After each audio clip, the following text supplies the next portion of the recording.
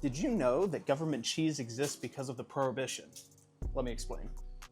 You see, back in 1920 when Prohibition started, all of the bars and pubs and taverns and things like that that existed across the United States basically had to come up with a business plan to help their business not fail.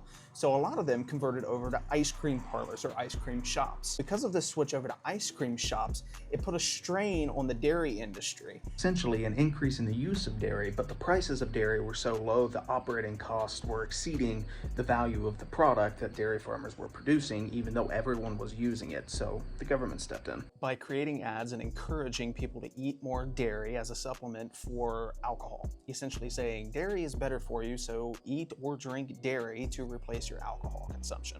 And they basically started supplementing the dairy industry to where they could keep up with the demand for dairy, as well as increasing or sustaining the prices of the dairy so that farmers had reason to continue to farm dairy. In that process of supplementing dairy, the farmers kind of became dependent upon the income from the government and the subsidization from the government.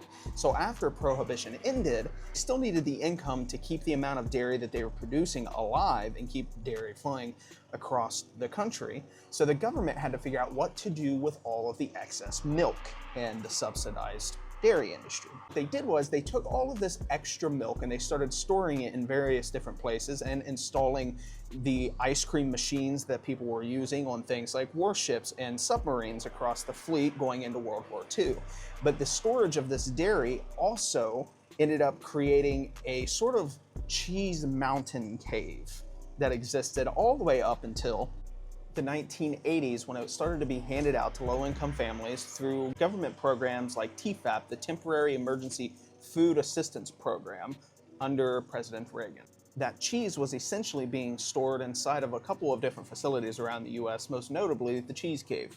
And those different cheese blocks were handed out to low-income families as a way to give back to low-income families, but also to get rid of all the surplus of cheese and dairy that the government had subsidized. So the reason why government cheese tasted the way it did and why everyone says nothing tastes like government cheese is because no one else makes cheese like government cheese. No one else stores excess dairy in caves. But along with those government programs and those institutions that help low-income families, that's what we do here on this channel. So if you're seeing us for the first time, we donate $1 a day gifts from all of the followers to individual cash apps that are supplied to me via DMs like this one here. And we spread large amounts of wealth via small gifts from all of the followers. So if you're interested in joining us on our journey, or if you're interested in hearing more tidbits, please follow and donate to the people that we post cash apps for. Thank y'all.